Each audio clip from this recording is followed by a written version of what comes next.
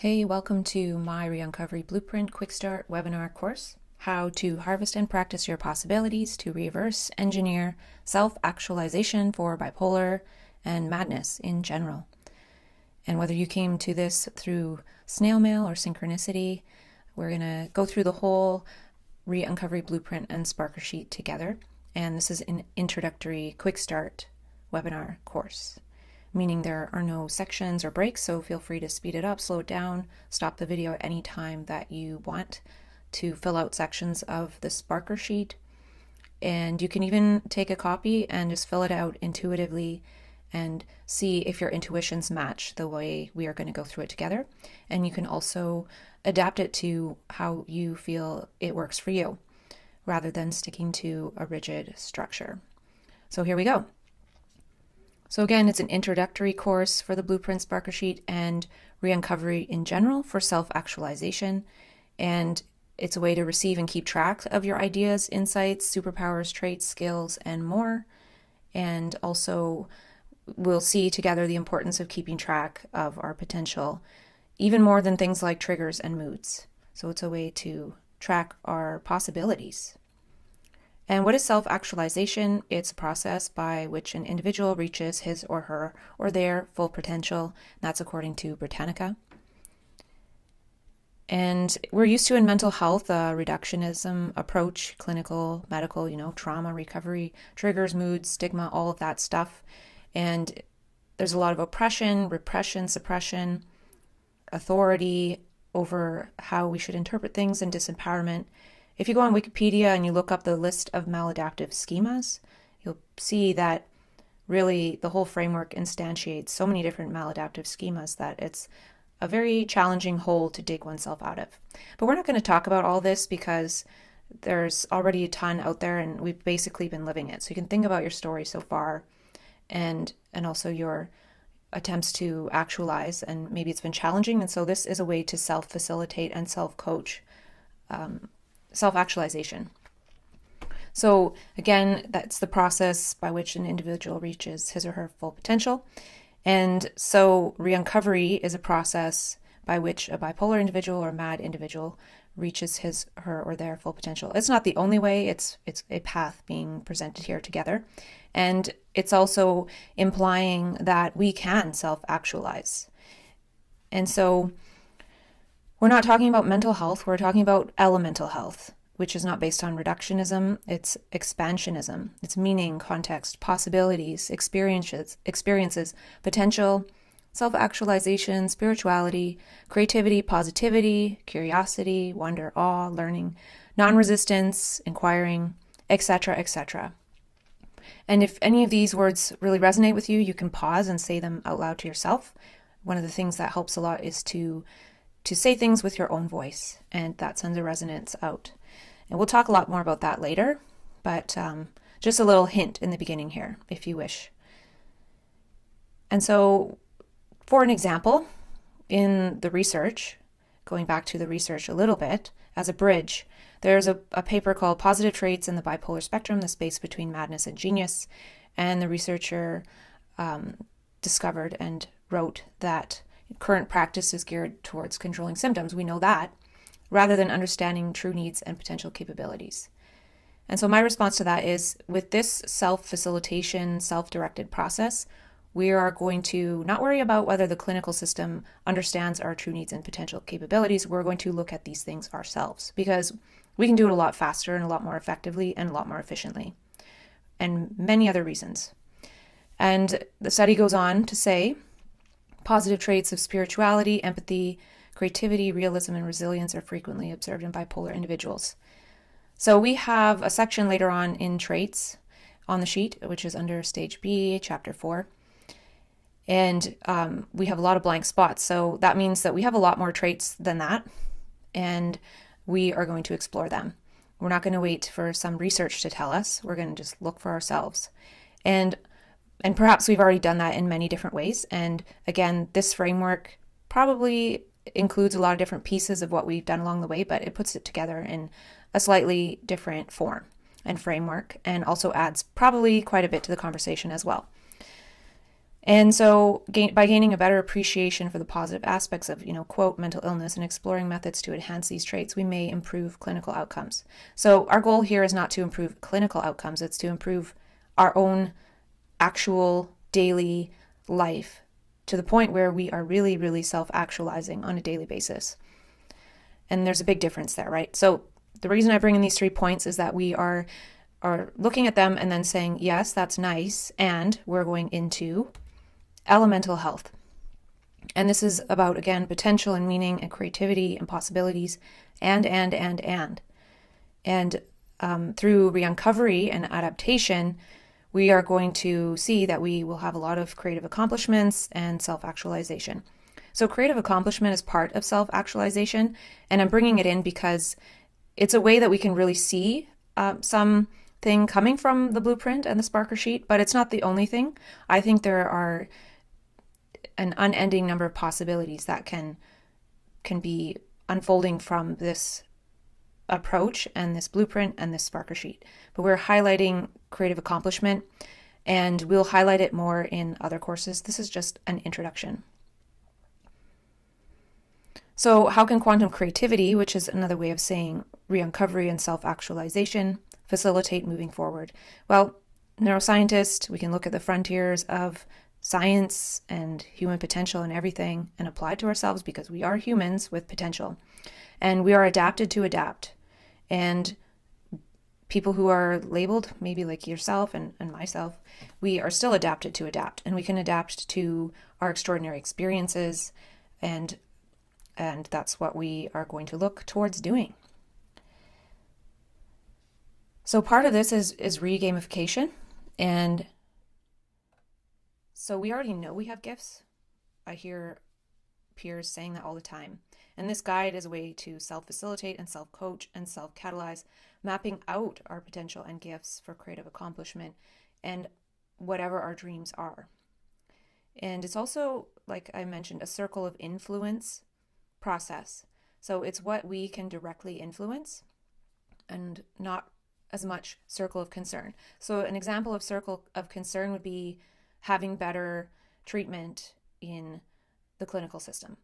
Now, there's only so much I can do about that, but I can treat myself to a different approach to my experiences and see what that does. And that's my circle of direct influence.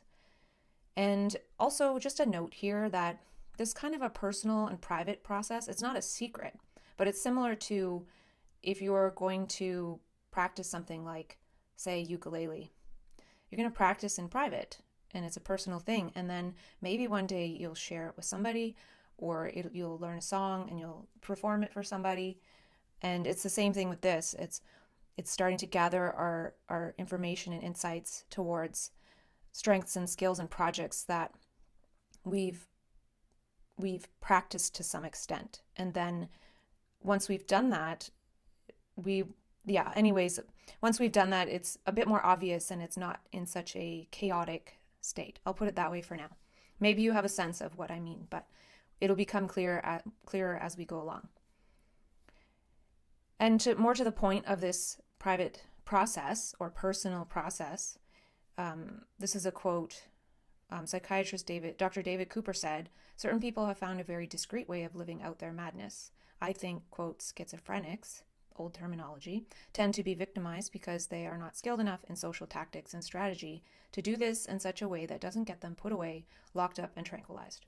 Right? So we are, in the same way, gathering our potential and doing creative accomplishments in our personal practice and moving towards self-actualization and embodiment, and not sharing it so then we don't get locked up and tranquilized along the way as much. So we're going to talk about the Re-Uncovery Blueprint and see what it looks like, and also fill some of it out together in the end. But I don't want to do too much of that because what my personal stuff is not necessarily yours, and I want to give examples but not put too many things out there. So this is what the Sparkersheet and the blueprint look like. So this is the front and back page, and this is the inside, and you might have it as a booklet format looking something like this.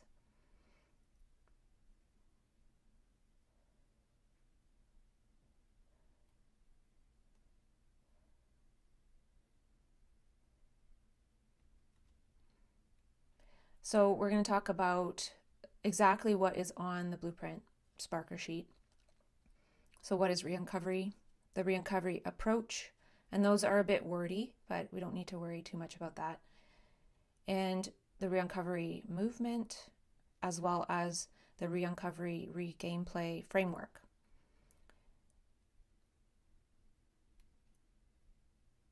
And I can't remember what this is about, but it's kind of like choose your own adventure. So it's just showing that on the first page there's stage A, and it's been outlined as stages and chapters. You can change those words if you don't like them, but we have chapter 1 to 3 in stage A, and stage B is chapter 4 to 6.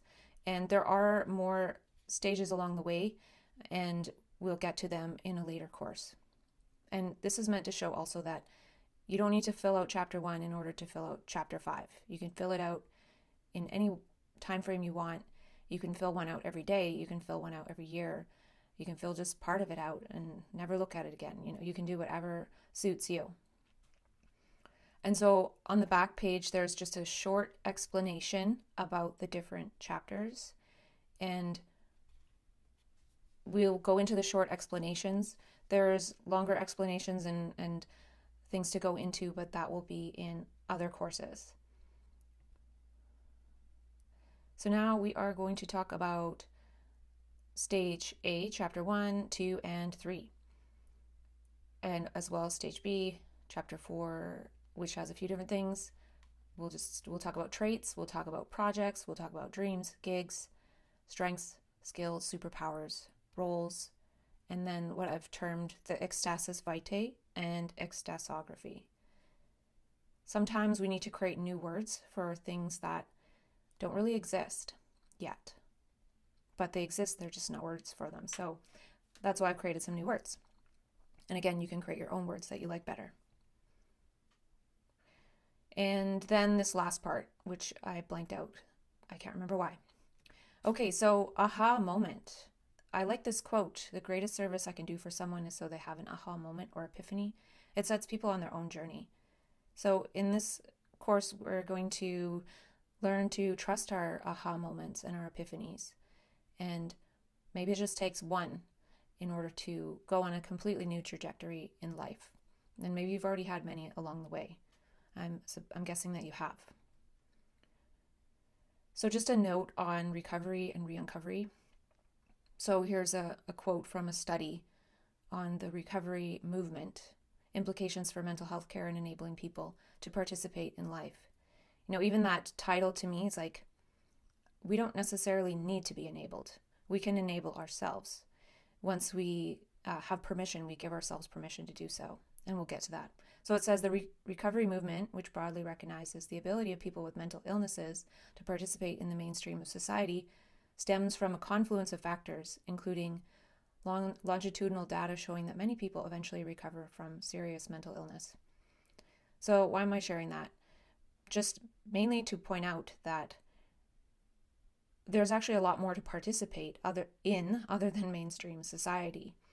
If you've had extraordinary experiences, what we're going to participate is with the elemental parts of that. So it's one thing to recover and participate in mainstream society, and it's another to re-uncover, which is to uncover again the information, insights, ideas, and experiences that we had in extraordinary, non-ordinary states of consciousness, of the non-volitional, meaning they happen sort of spontaneously without our control or intention or will, of that nature.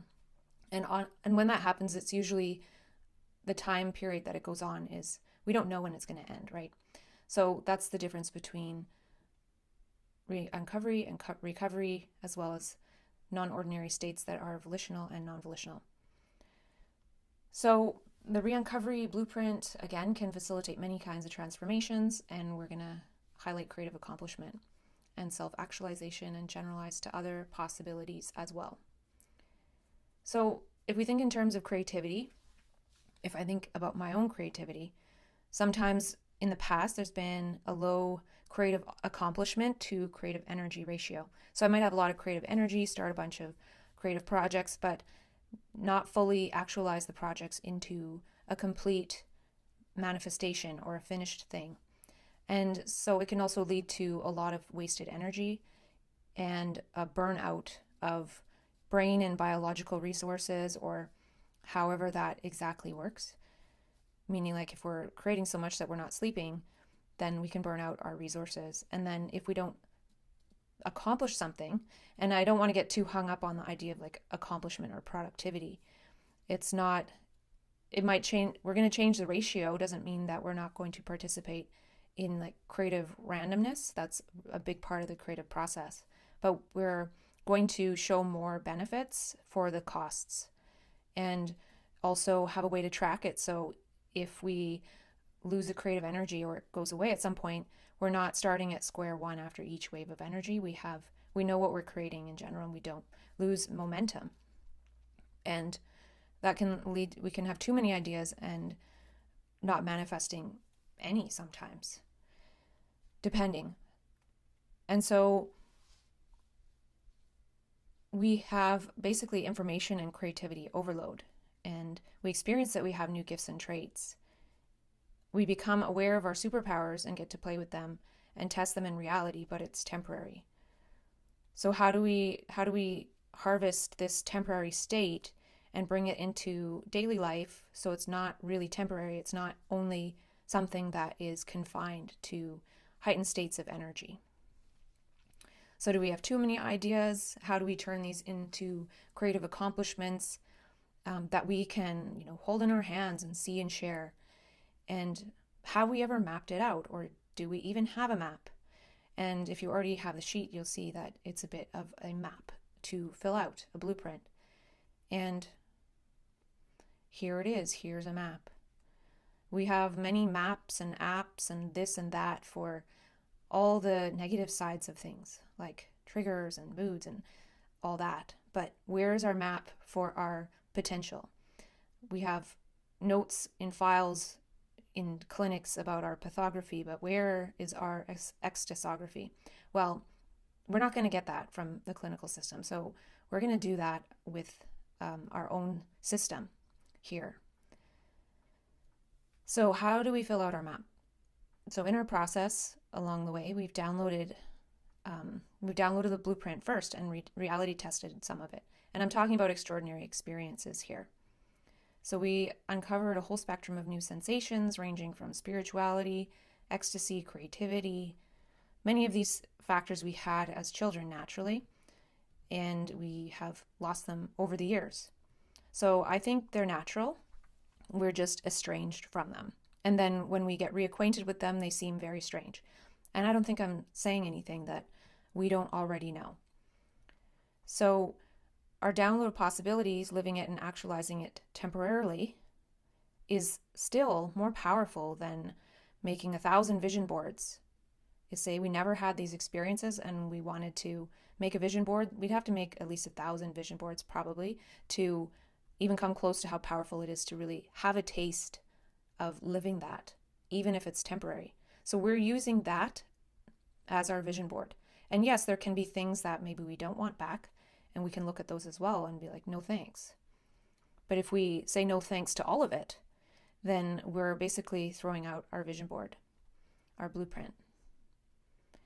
And so in our case of extraordinary experiences, we are needing to implement reverse engineering because we have this big blueprint. We had this big download that was so massive and so much to experience that we couldn't fully, there's no way we could fully process and integrate it.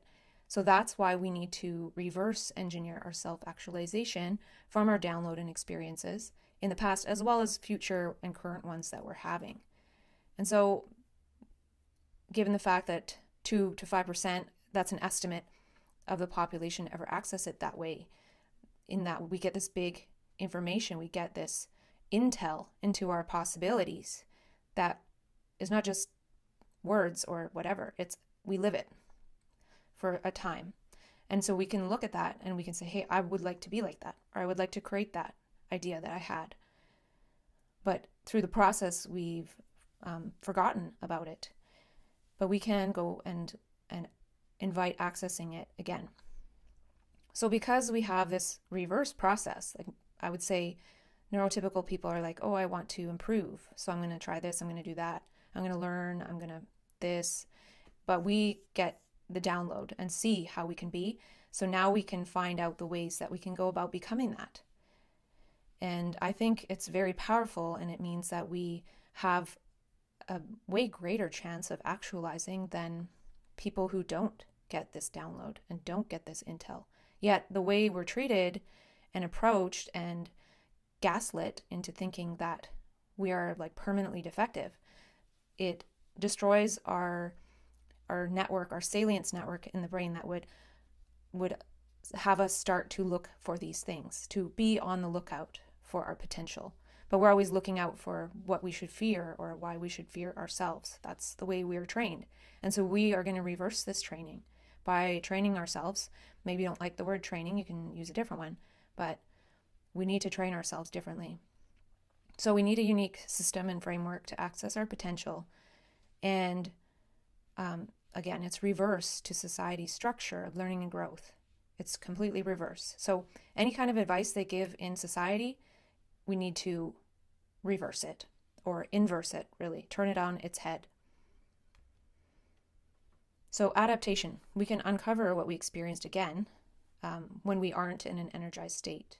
And this happens iteratively, meaning in repeated cycles.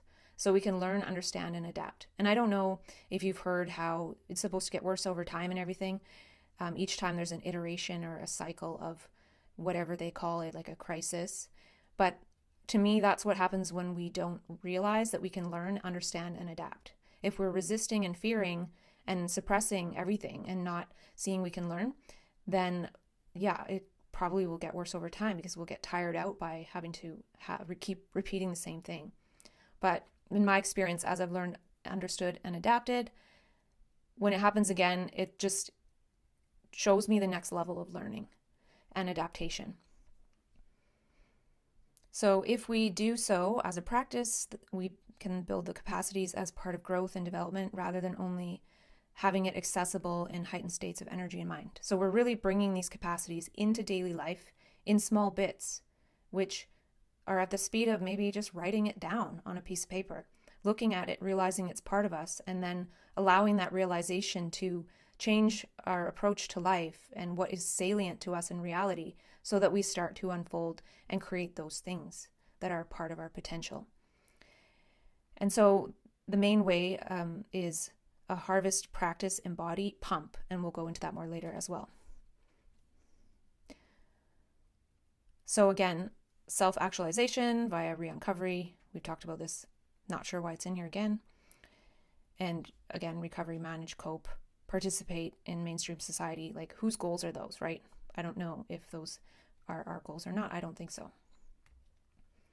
So let's talk about what is re-uncovery. So you can read it on the sheet or you can just listen. It's a long-winded definition. I'm kind of a wordsy person, so I like that. But so here we go. What is re-uncovery?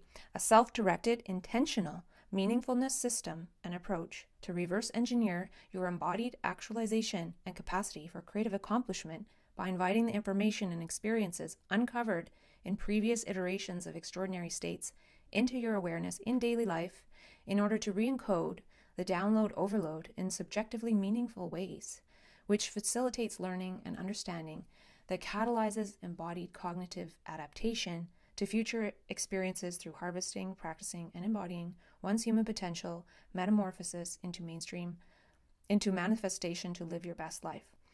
So it just basically means we can adapt to our experiences, and that when we get the big download, we misencode it. There's no way we can encode it properly in our mind, body, hands, being, everything in order to do all that. It's just way too much.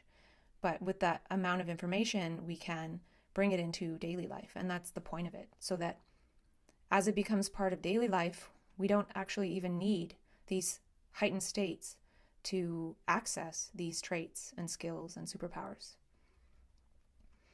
So how does it facilitate? By allowing and receiving and accepting.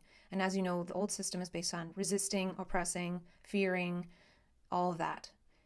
And we're keeping track on a one-page Sparkersheet. So we track triggers and stresses, but not so much for our potential and sparkers and glimmers. So we're going to start doing that. And it's a system, framework, and wisdom tradition for the suppressed, oppressed, and repressed creativity, meaning, experiences, potential, possibilities, and self-actualization. I know I'm saying these same words a lot, but how many times have we heard these old words of something's wrong with us and we're defective? So we're really just getting this into our mind. Like, again, we are adapted to adapt, and we are going to adapt with harvest, practice, and embody. So now the Re-Uncovery approach. So the Re-Uncovery approach is a rights-based, voluntary, self-empowered, self-directed, and self-paced, intrasubjective, self-authored, self-integrative, and living experience evidence-based thing. And Re-Uncovery is a meaningfulness approach to the information gleaned by retrospecting on extraordinary and non-ordinary states. Stage A and B are personal, based on participatory subjective alchemy. Fundamentally, Re-Uncovery works through expansionism, where the growing self-authored meshwork of meaning and understanding informs new participatory perceptions and awareness and crowds out secondhand narratives. So the important part here is that we're just expanding. We're just documenting, writing things down, thinking about all the information that comes to mind and receiving it and allowing it. And we're not worrying about what's right or wrong. And the more we are in touch with our ability to channel and make meaning and make new meaning from those same experiences and look at them differently with curiosity, with meaningfulness, with the meaningfulness that we sensed that it had in the first place. But when we tried to share that, we got really pathologized for it.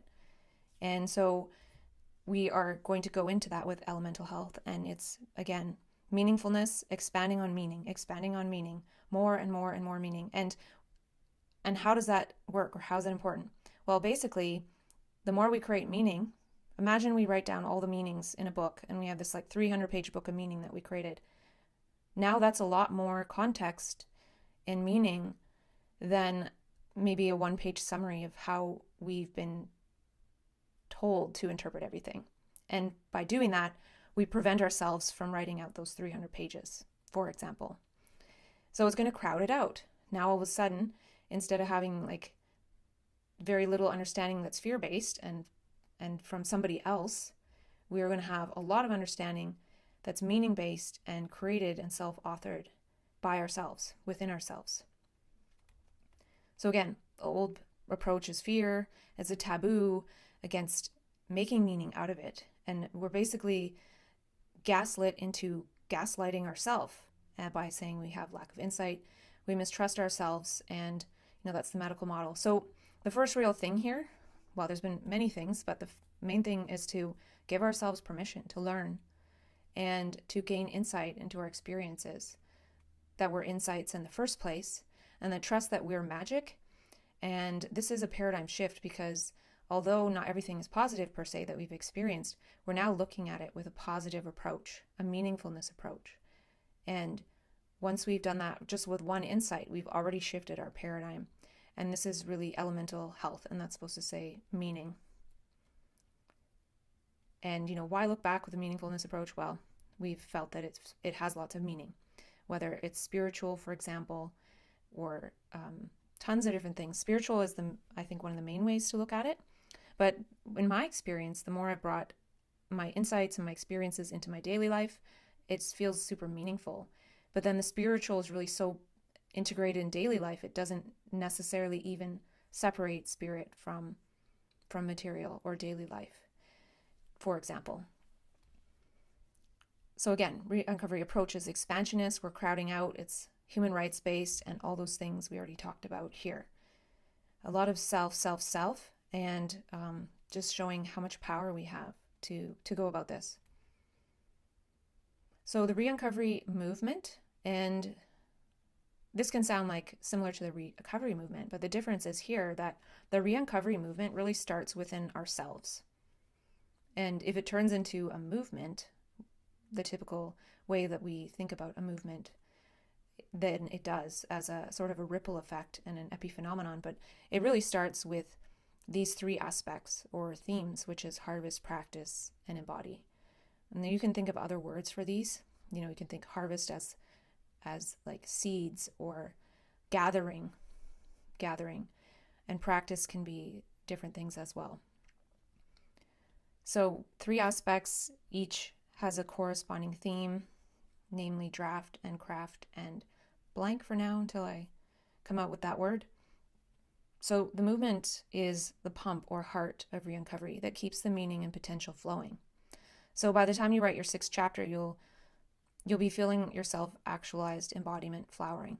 So you'll feel things actualizing along the way, but embodiment is where we're kind of headed, right? And the thing is that you can't really separate these, and there's elements of harvest, practice, and embody in everything that we do. So there can be different proportions of them, but we're always harvest, practicing, and embodying, which we'll go into more in other courses. So for now, what are we re-uncovering? Well, we're not really dealing with thoughts, or we're not really dealing so much with emotions, though that's part of it. What we're really dealing with is this information that seemed to come out of like nowhere, out of subconscious or whatever it is. And it's this big amount of information that we're trying to encode into experience and things. And there's just so much of it in a short period of time that it's hard to do. So we're dealing more with information that we're going to be turning not necessarily into emotions and thoughts, but into meaning. So we're going to be taking this information overload that we may have experienced and re-encoding it into meaning and context and projects and so many things. So now we're going to talk about the Re-Uncovery gameplay framework. And this is the fun part. So it's a non-linear, non-temporal blueprint, plan, practice to draft meaning and craft creativity into embodiment. And so non-linear and non-temporal means you can fill it in any order, look at any part you like, as often as you like, or as little as you like. And it's presented kind of stepwise just because that's what we do in space and time. So we know we have gifts. Now we will see them etched out in front of our eyes, and we're going to etch them out ourselves. So far there's 5 stages with 15 total levels, and in this course we're going into stages A and B, and you can think of it sort of like the things I'm building up, right? We can build things up, and the more we build things up, things is just a general term, the more, like, the less we're going to experience a crisis, or when we do, it'll be different than before.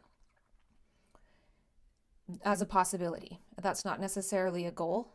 It's really about building things up.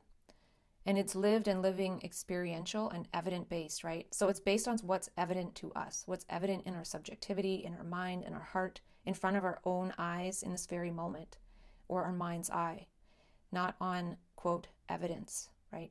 So evident is part of other ways of knowing and sensing and understanding our life and information. And, it's in the here and now for us and what we're learning and exploring, rather than some traditional knowledge base that is then applied to our life to reduce us to that. So also, it says no need to grieve the loss of your former self when you're building anew, but that's a little bit strong. I definitely grieved the loss of my former self, but that was in the very beginning before I did any re-uncovery. So it's about building up anew. And you can design, again, your own variation and language of the terms if there's some that you don't prefer. So here we go. We're going to talk about this here. This is what it looks like on the slide. And we're going to go into documenting, and I actually put blanks here because, you couldn't put something else in this chapter 1 instead, or a different word. Chapter 2 is harvest template, rules and boundaries. I think I got rid of that word rules. It doesn't resonate with most people, but it's meant to show that certain things are more, I don't know the word, I'm going to say appropriate for certain circumstances, right? And when we have extraordinary states and we're so expansive, sometimes we bring those expansive things into situations that make it hard for people to understand us. And that's why we're doing Re-Uncovery. It's a way that we can explore expansion within our own self in a personal process. And then when we do bring that expansion into interactions with others, it is a lot more integrated. That's what I found. So the goal is not to just say, no, I can't bring this into other relationships and things. It's about first going about it within oneself and then seeing where that goes. And the third chapter is 6 dimensions and 9 lattices. And we'll talk about that. And then stage B, craft, theme, practice, traits, projects, gigs. And I think I added dreams, strength, skills, space, situation, and roles, and Ecstaography and Ecstasis Vitae. And then later on, we'll go in different courses if you want into expanding on it and the next stages. And the reason I don't have them fully on here yet is because I'm really only getting into stage C myself, but I'm wanting to share this initial part because it's been so instrumental in my life. And it'd be lovely for us to really feel embodied and self-actualized together and share with each other in those terms instead of in pathography terms. Like imagine we're sharing our Ecstaography and our Ecstasis Vitae with each other. That would be a wonderful thing in my heart. So again, there's the short explanations of each of these, and we're going to talk about those as well.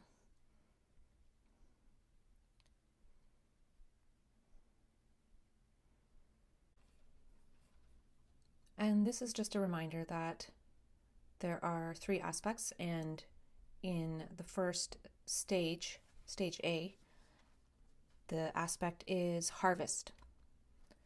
So stage A is draft, and the theme or aspect is harvest. And it's about gathering and harvesting the meaning and context and receiving them by documenting. And we'll go into chapter 2, which is the harvest template, chapter 3, the 6 dimensions, and 9 lattices. So let's talk about all of that. So with the theme harvest, it just means tracking, documenting, gathering, gleaning, however you want to phrase it. And it's about receiving the information rather than resisting it, and allowing it and accepting it and acknowledging it. And one of the easiest ways to do that is to write it down whenever possible. And the stage A is about, again, drafting, which is documenting the information, seeing the information has general categories, and finding categories for self-directed learning. And the categories aren't that important in the draft stage. The categories themselves are a draft. And it's a way to just notice that there is some coherence to the information, even though sometimes it seems to be a bit all over the place. When we start to document it and write it down, we can also begin to see that some of it has categories. And the importance of that is that it can start to inform stage B, which is craft. And we can put some of the information together into a practice, which can lead to projects and different creative accomplishments. So we'll see how it weaves all together. So first is documenting, and as simple as it sounds, writing things down.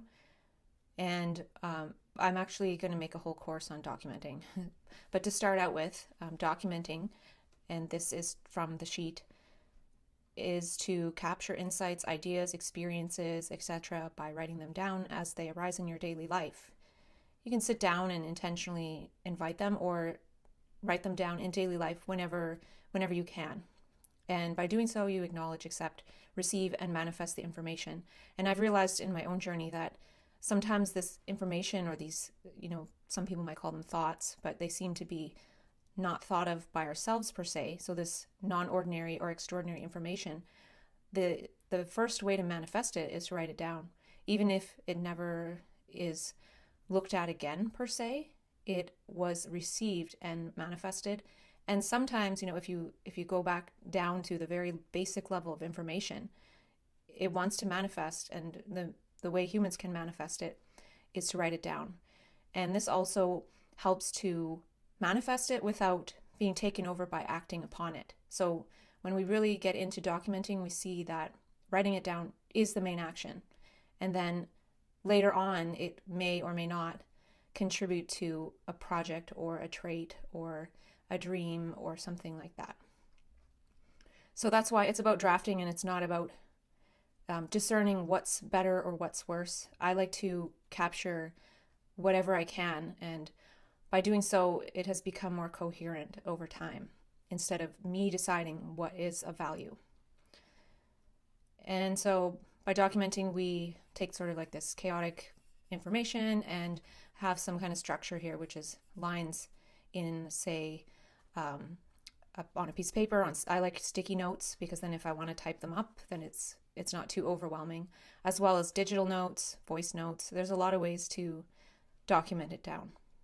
And this is what it looks like here, but on the Sparkersheet, this is a section that definitely needs a lot more space. I document in many different notes in my iPhone and on sticky notes and lots of different things. I do it in many different ways. And this little calendar icon here is also to acknowledge that some things that come to mind and need to be documented need to go in like a calendar, right? Like if I have an appointment or something like that. And the reason this is a good distinction is that I might feel like, oh, I need to document tons of stuff, but if I have, depending on my state of energy, but if I have an appointment coming up, I need to acknowledge that and live in the practical world too. So this really is a container for all the insights and information that, for me, I see that I channel information, and I always have since this started happening. And it took me many years to realize that is one of the roles that I'm playing, and really acknowledge that. Many, many years of documenting before I saw that. And that's how it can come to awareness about roles and different things, which we'll talk about later. So this calendar is just to acknowledge that some things need to go in the calendar, and then that needs to be acknowledged. And this can keep us in alignment with both worlds. Keep one foot in this non-ordinary, extraordinary world and receiving that information, as well as living in this world. And some people, many of us, have already mastered that, right? But it's just, again, a way to acknowledge that. And so again, this is not going to be enough to capture all that we document. And now I just made a few examples here of writing down insights and ideas as they arise in mind each day. So sometimes, some days there might be no insights and no ideas, and other days there might be quite a few.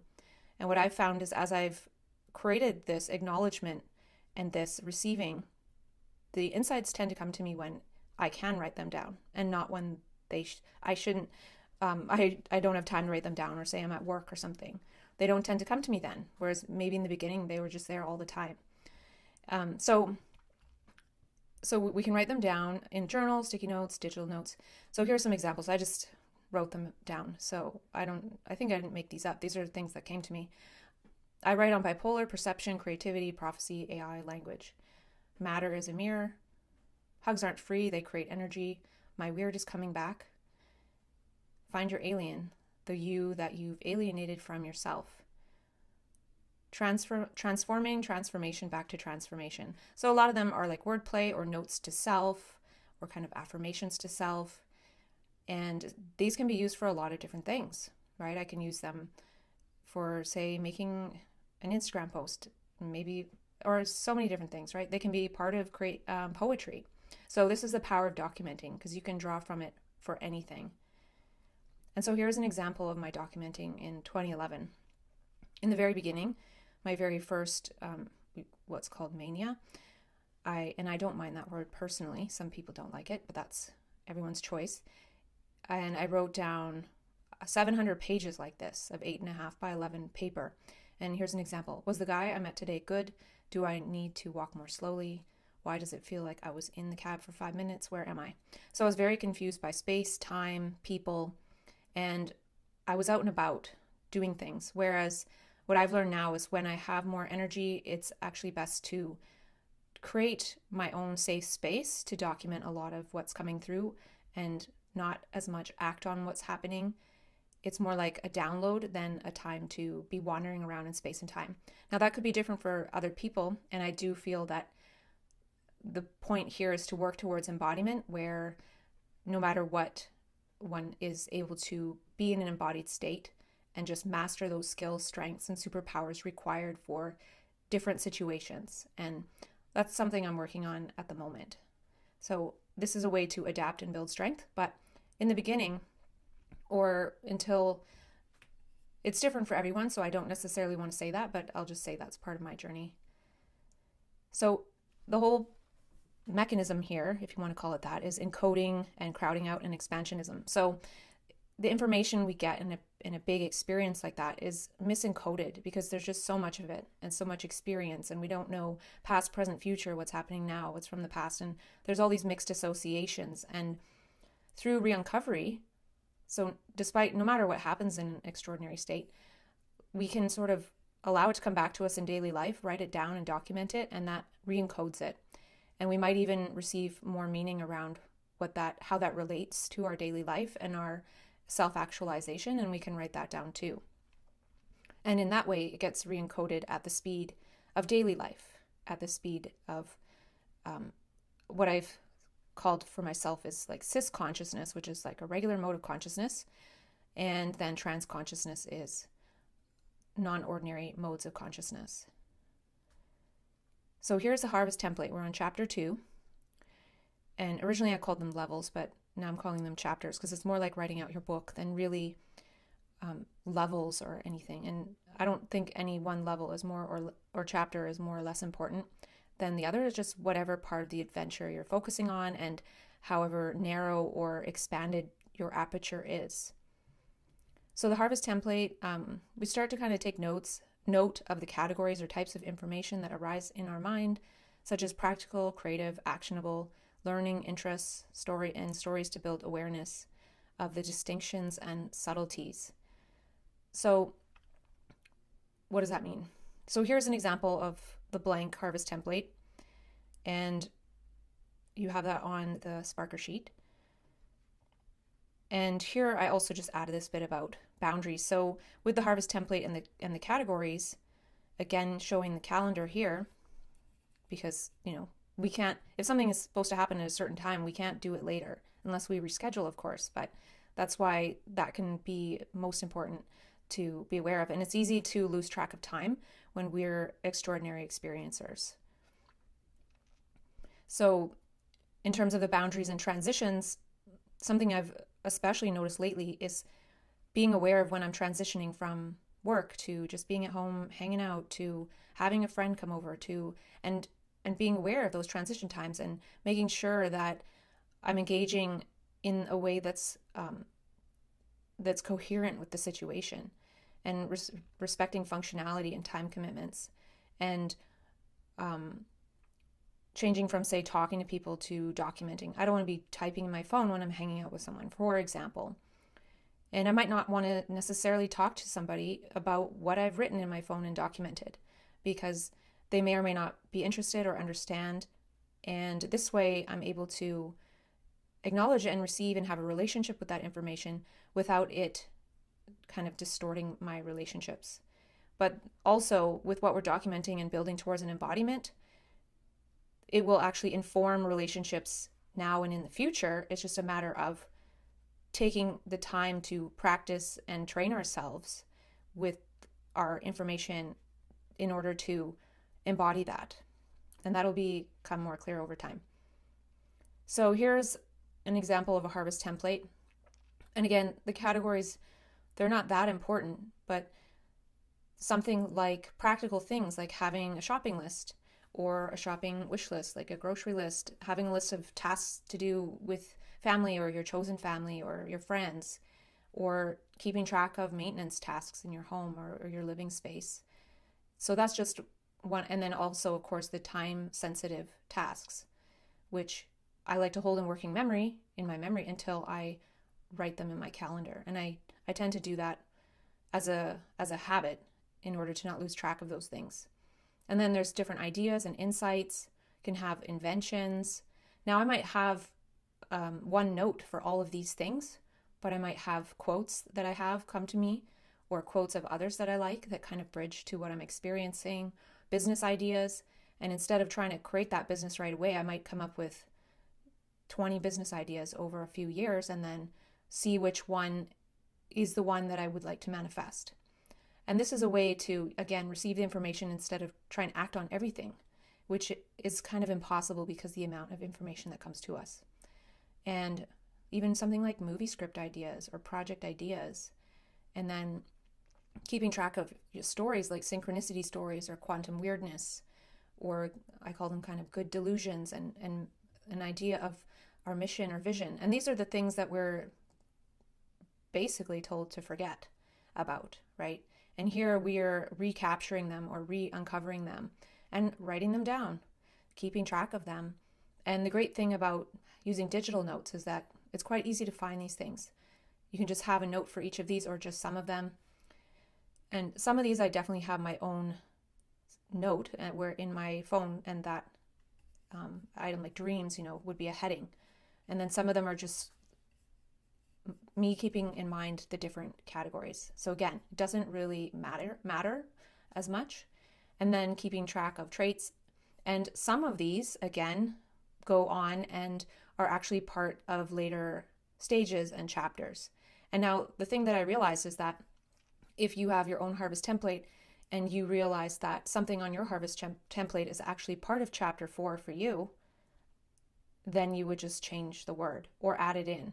So that's the flexibility of this. You can just white out something like dreams or gigs. If gigs doesn't resonate for you, then you can put something else in there. And that's part of having this idea of different categories of information that are coming. And then when we realize we have all these different categories of information coming, it's not as much chaos, right? So now we don't have information chaos. Now we have this harvest template, which we don't even necessarily have to fill in or use, but just an awareness tool. So I also have like a lexicon of neologisms that I've made up, which are words that I've made up. And apparently that's a symptom, but I have made that into a strength of mine and a skill even, or a trait. So this is where, I can call it a strength, a skill, or a trait. It doesn't really matter. And something that is a skill might be a little less embodied than something that is really a trait, or vice versa. So also keeping track of if song lyrics come to you, or little bits of comedy, and all of a sudden you are starting to see that you have a lot to work with for creative accomplishment, or whatever else. It doesn't have to be creative accomplishment. So now we're on the 6 dimensions and 9 lattices, and this is 6 main topics with 9 subtopics, and it's based on kind of working memory, like 7 plus or minus 2-ish. And from your harvest template, you may notice themes of ideas, concepts, topics you want to explore further, extrapolate to, channel, see into, write about, create with, ranging from abstract theoretical to physical manifest. So, if you watch, say, educational YouTube content, the types of videos you watch might inform these categories of what you're really interested in. And because from my experience, my brain really loves to learn a lot, and it wants to learn a lot about figuring out a little bit and mapping out how it is working anew, how it's working fresh, how it's working differently than it did up until I sort of went into this second growth spurt, second type of growth spurt in my adult life. So it's like building a map of what you're curious about and what you'd like to learn more about, what insights naturally come to you, what you need to learn and bridge in order to facilitate self-actualization. They bridge to your meanings, creativity, and lifelong learning. So it's kind of a map of lifelong learning, which can change, right? There might be a new category of things to learn in 10 years that don't exist now, right? Like say 10 years ago, I wouldn't have been interested in artificial intelligence, whereas now I find some of it fascinating. So here is a template for that. And this one's mine. I wouldn't get too hung up on it. But what I realized actually was when I had another big download of information a few years ago, I typed a lot of it up, and then there was so much of it that I separated it into 6 books that are kind of in a very draft stage right now. And they just happen to be these categories of what I'm curious about, because each of these things bridges to what and how I experience extraordinary states and extraordinary experiences. And there's a lot of research and information that explains it from the perspective of, say, neuroscience or the salience network or memetics or reality testing or other ways of knowing or embodied cognition and human potential, right? So I put this all together and build all these bridges, like for me, is really fascinating, and it eliminates the pathography, because to me it's sort of evolution of consciousness overall. So yours may look completely different. You might have art, you might have whatever you have, and of course you might have some of the same, and then you could have different ones, but the point is to fill in yours over time. And even if you don't fill them all in, it doesn't matter. It's just, and maybe you would skip this section entirely, or maybe it's your favorite section. It just really depends, and that's up to you. This is your process. So now we're into stage B, which is craft. And we're just showing this again for that. So for craft, your draft informs your craft. And craft is a bit higher level of coherence, where not everything in your draft is going to go into your craft, though your draft can form sort of micro crafts. So say you write down one insight that you channel or that comes back to you from an extraordinary state, and you make that, in that example, an Instagram post out of it. And that's all you ever do with that one insight. It's still crafted into something, but it's not necessarily in your level of craft. Besides, if you have this trait, or I would say you have a skill of Instagram posts, now the draft has informed that craft as that skill. Or maybe we haven't gone into it yet, but you can see it for yourself. Maybe you have a gig, which is chapter 4 of creating Instagram posts for someone. Or maybe it's kind of your own project, creating Instagram posts. So that would be a project that's informed by your draft level of documenting, which, a harvest template category might be Instagram post insights instead of just something like insights, right? So it just depends where you want to put that thing, and it can be so many things. So that's why it's a challenge to talk about this without moving a bit forward, because it all is interrelated.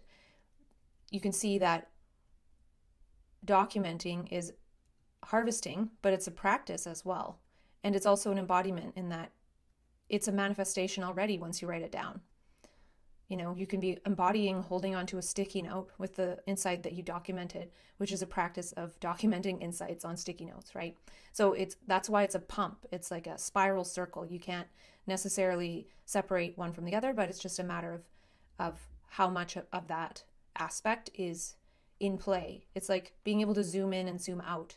And I know, this is another way that mainstream doesn't apply to us, in that they're talking about focus, focus, focus, focus. We're able to zoom in and out and look very broadly, and from 30,000 feet, we're also able to look at almost every pixel of what's in front of us if we kind of relax our gaze and allow information to come to us.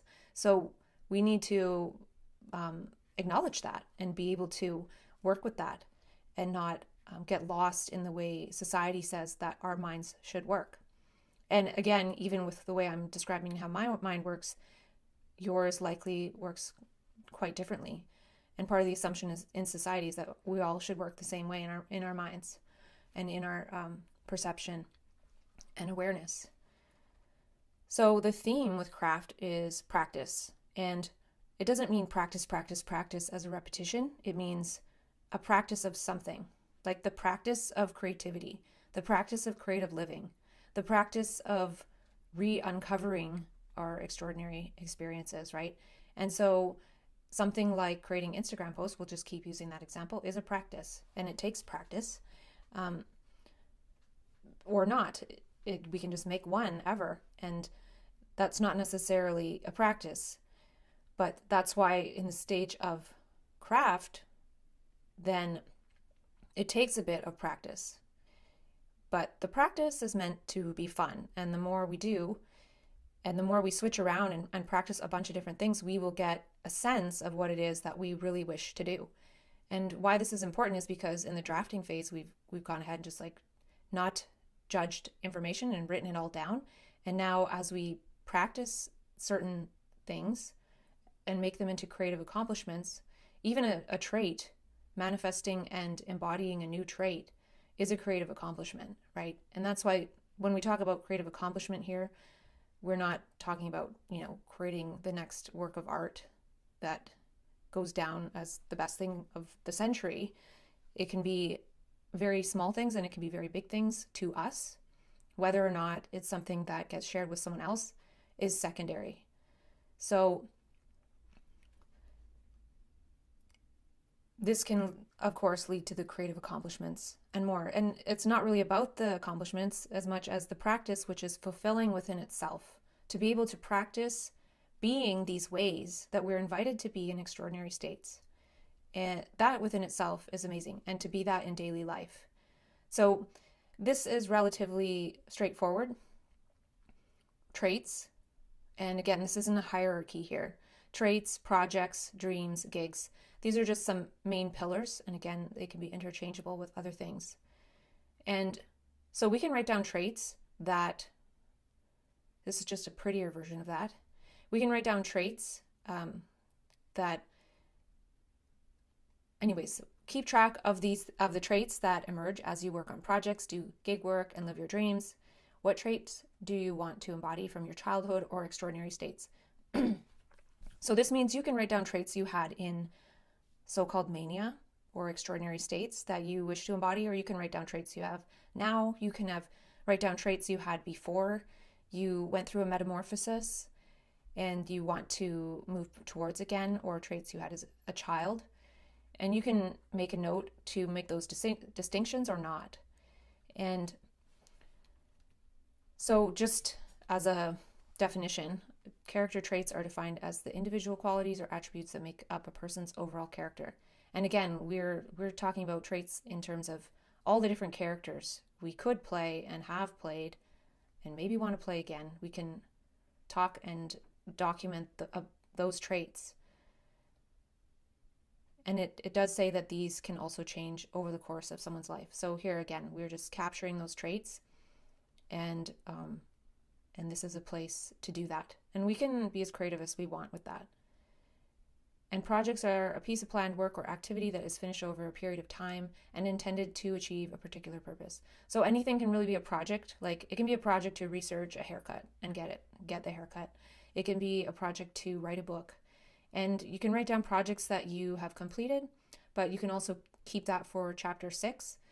And you can write down projects. It doesn't matter if you have started them or not. You'd be halfway through. You could be just contemplating it, and you want it to be a project.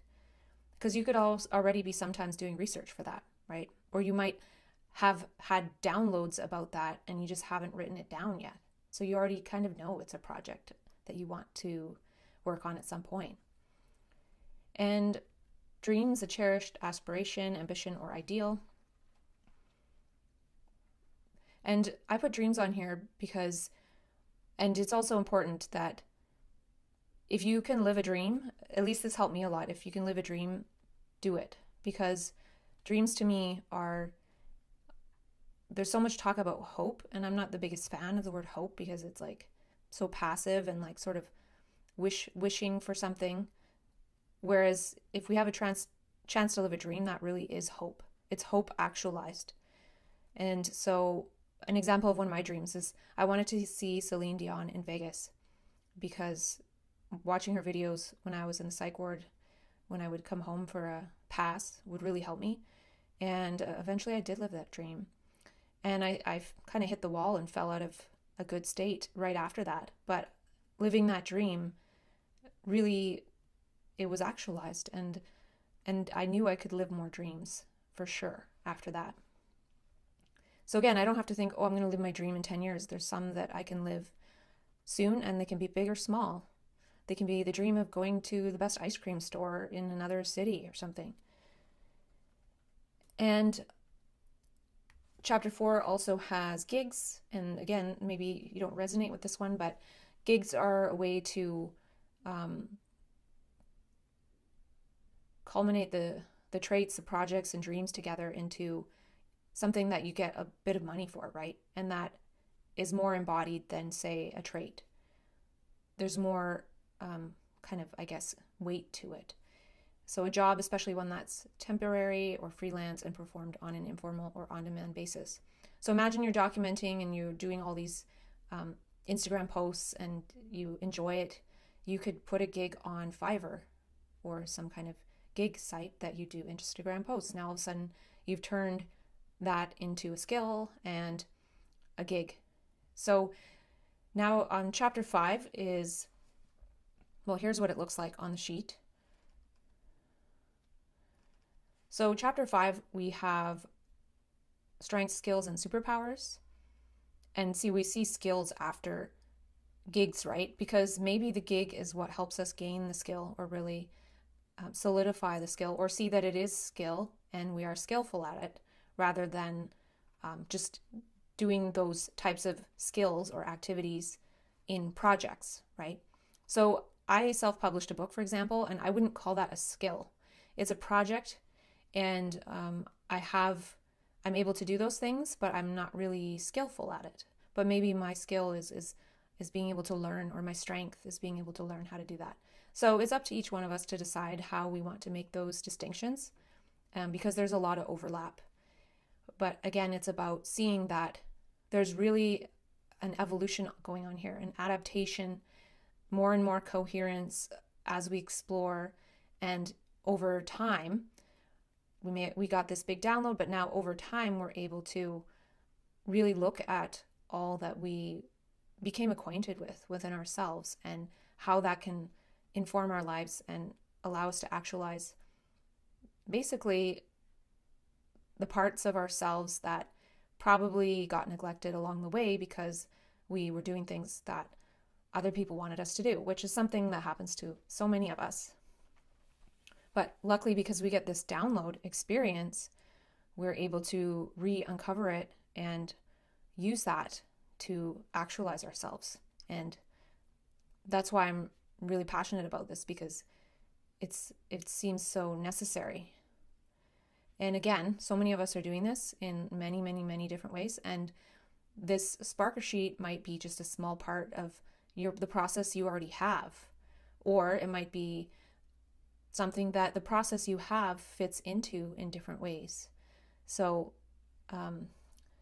next is, as well, roles. So we got strengths, skills, superpowers, and roles. And again, with all of these, we can think of strengths, skills, superpowers from any time in our life, extraordinary states, regular states, and we're not making distinctions based on time and importance and all of that. We're doing this based on allowing and accepting, really accepting that it's extraordinary to be a human and we can really adapt and actualize.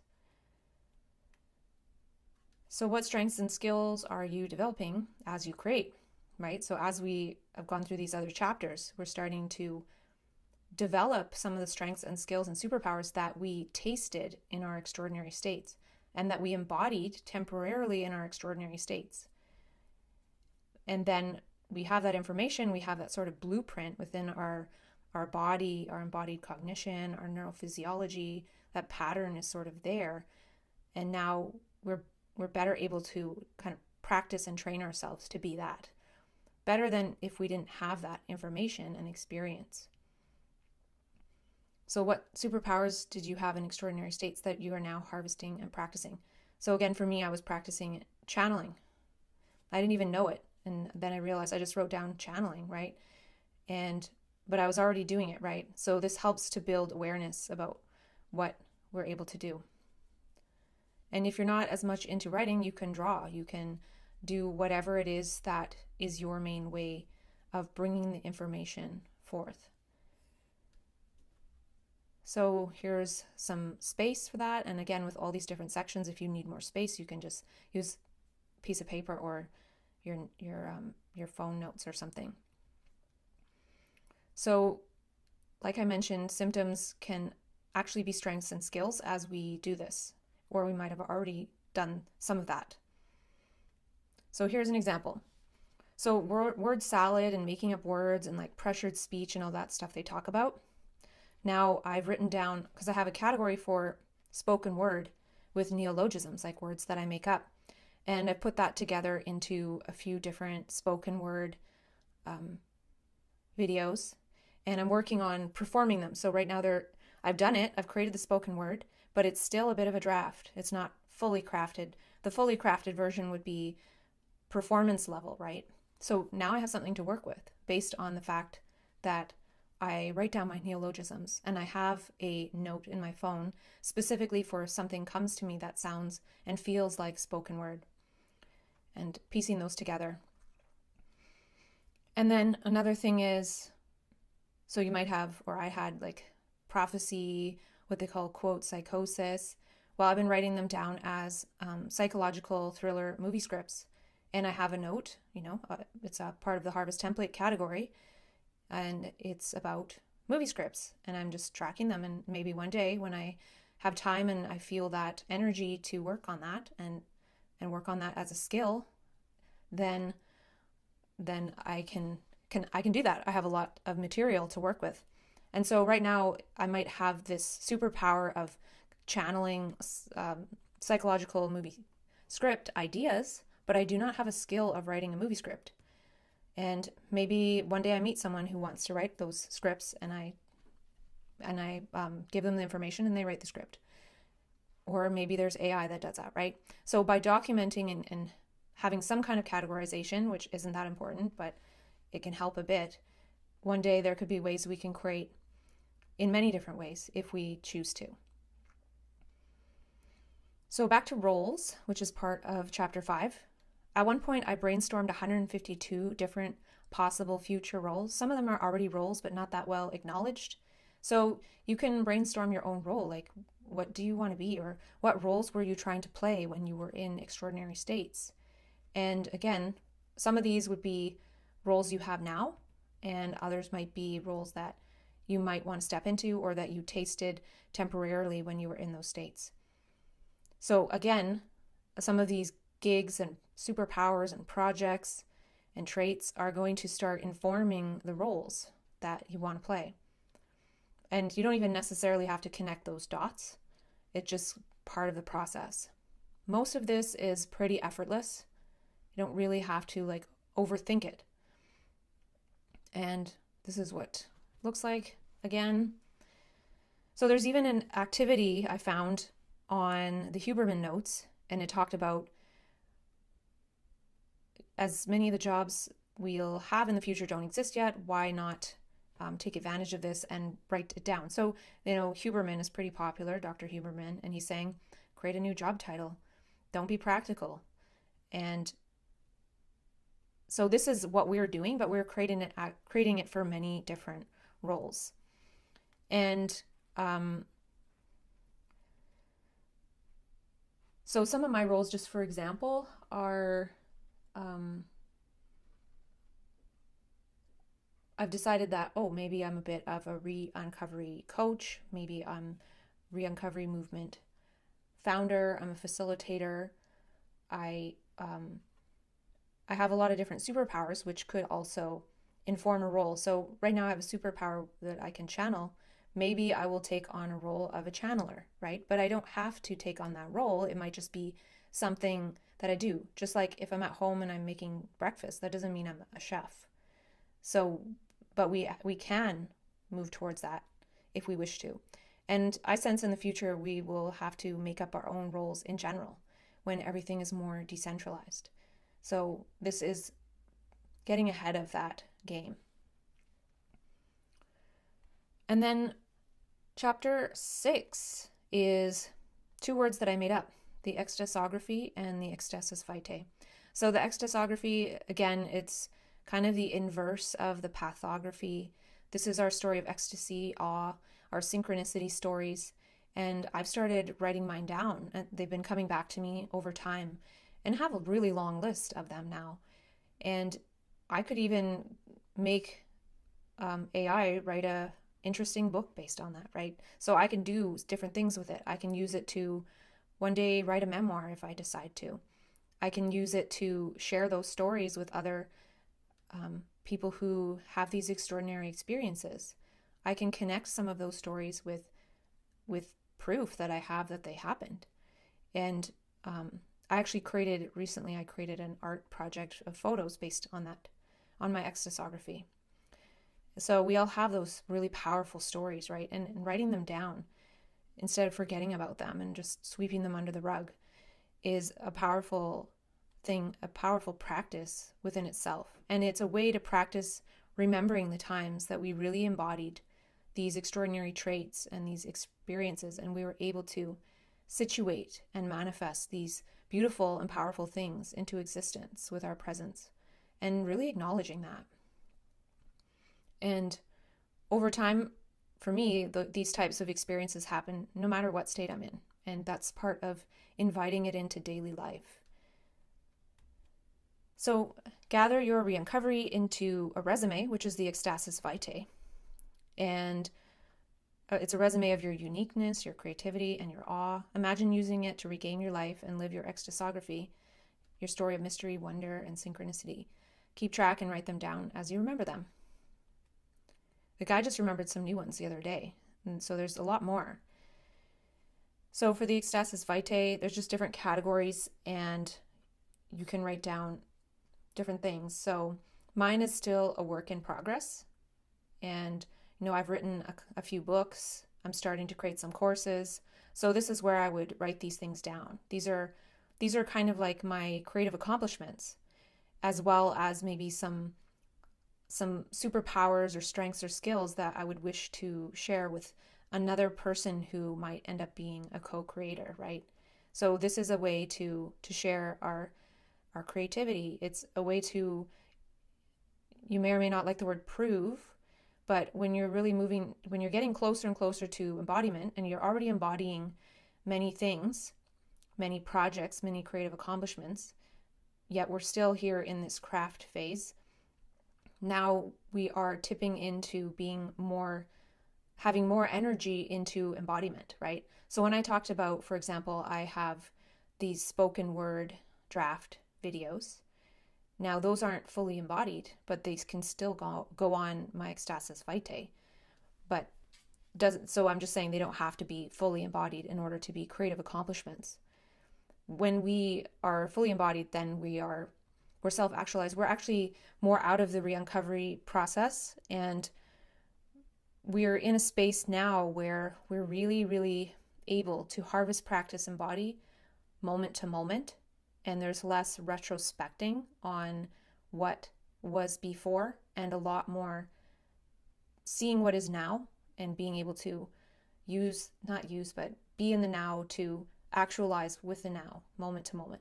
So that's when there's no division between extraordinary states of consciousness and ordinary states of consciousness. We can access both, and we might not even notice which is which anymore. So it closes the gap, really, and you may notice this yourself.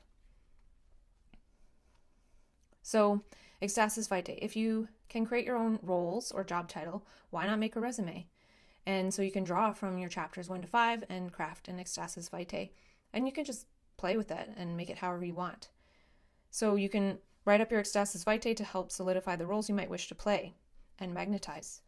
So you can write a different one for different roles that you have started to write down and consider, or you're already starting to play, or you might have played again in a heightened state of consciousness. So you have some mad skills. We say we have mad gifts and dangerous gifts and all these different terms. They can be ecstatic gifts that we're able to give to each other, to ourselves, to people who have neurotypical consciousness. They talk a lot about including us in mainstream society, but we have a whole world that we can include others in as well. And so re-uncovery can help to facilitate bringing some of them into manifestation. And so for the Ecstasigography, for me, it's a relationship with Gaia, and there's a trust.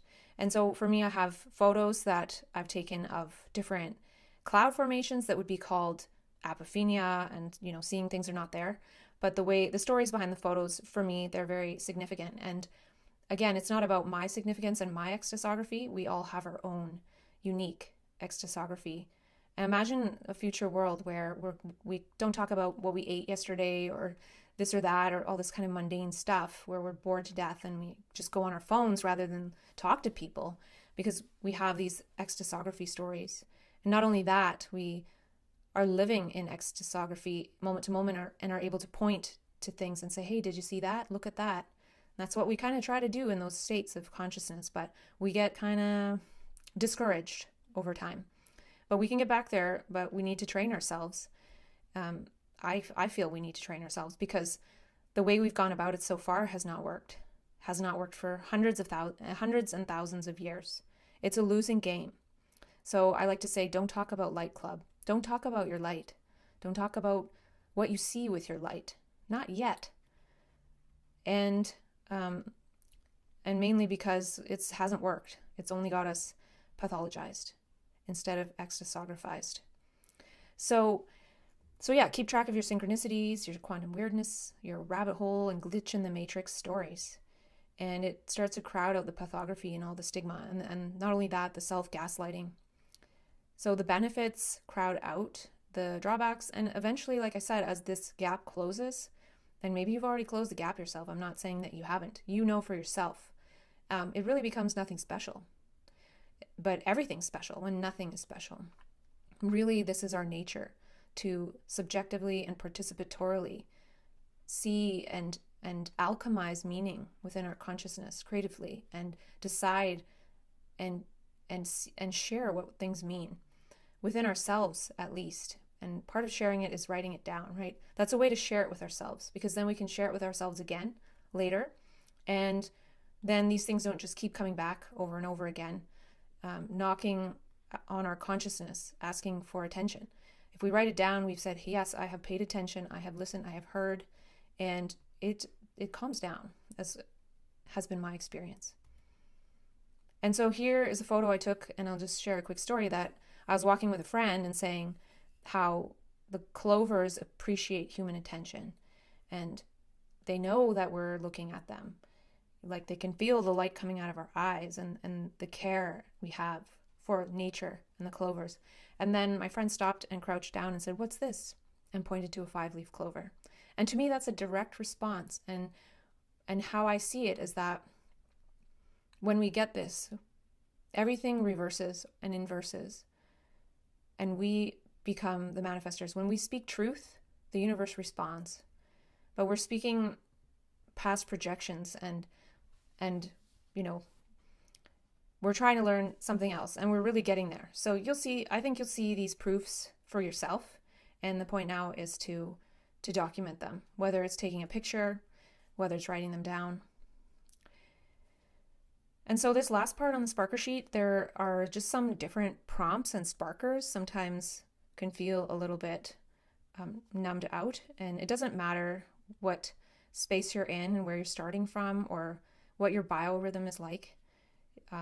This applies. And so there's some resources on there, and here's a list of them. I really like The Power of Now and the Little Book of Clarity for reducing mind chatter. And then, of course, the Wellness Recovery Action Plan is great for mapping out the sort of other stages that are like crisis and all that, right? Which we're not talking about here because it's already covered in so many different ways. And then there's a course called Neurodiversity Gifts. It's a paid course. It's amazing for having some perspectives and maybe getting some ideas for the 6 dimensions and 9 lattices section.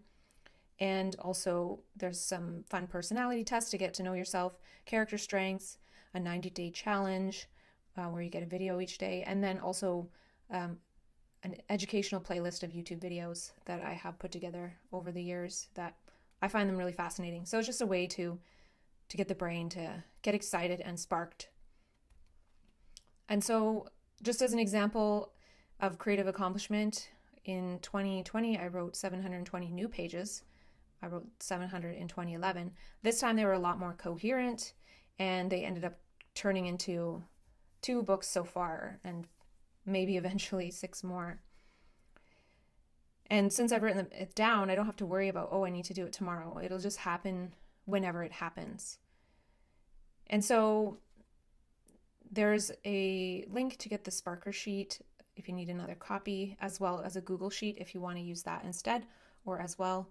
And there's also a link to get the print version if you want to send that to a friend if you already got this yourself. And of course, you can contribute if you wish. If not, the real contribution is you unfolding your gifts and actualizing.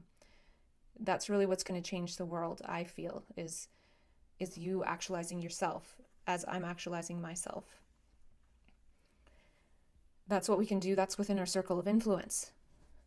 And there's a link to this course and my Substack, and there'll be some more courses eventually on at the Re-Uncovery Institute, as well as a book likely in the future, and my Linktree, which has a bunch of my creative projects, which can be my Ecstasis Vitae in a sense. And if you have any feedback or questions, you can reach me at reuncovery@icloud.com. And here again is Neurodiversity Gifts by Josh Roberts. Just a reminder here. And I made this inkblot art in his course at the end. It's an amazing course.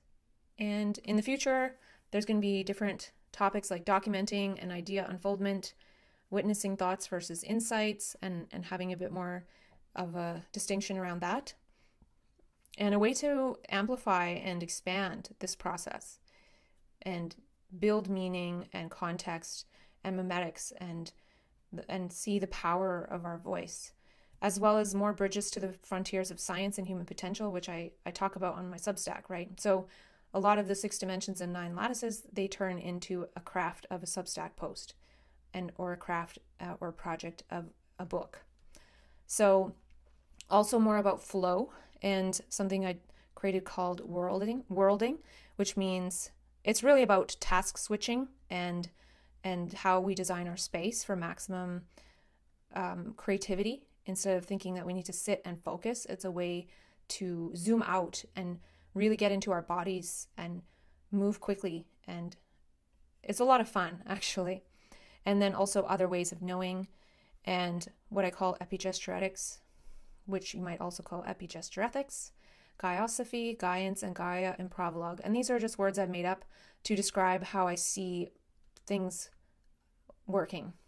And so stage C, those are some things to maybe talk about. They could just end up being Substack posts or posts that turn into a course that I feel these are some good things to have an understanding about before really getting into the embodiment, as well as stages D and E. So as you can see, we have so much fun stuff to do, and it's something that we learn on our own. It's our own study, because the thing is that if we want to learn and embody and actualize ourselves, we need to learn. We need to study. We need to move. We need to learn from our movement. So it's not something that somebody can give to me or give to you. This is what we can do in our life, and it's fun. And I hope you enjoyed this course, and that this Re-Uncovery Sparkersheet helps you in your life. Again, feel free to visit some of the links and say hi. And really, I wish you possibilities. You have so many. I know we've been convinced otherwise, but my wish is that when you are into this process of harvest, practice, and embody with the Re-Uncovery Sparkersheet and Blueprint, you won't be able to be convinced otherwise of what you're able to embody. You'll be embodied. You'll be proof to yourself. And again, you will not be able to be convinced otherwise.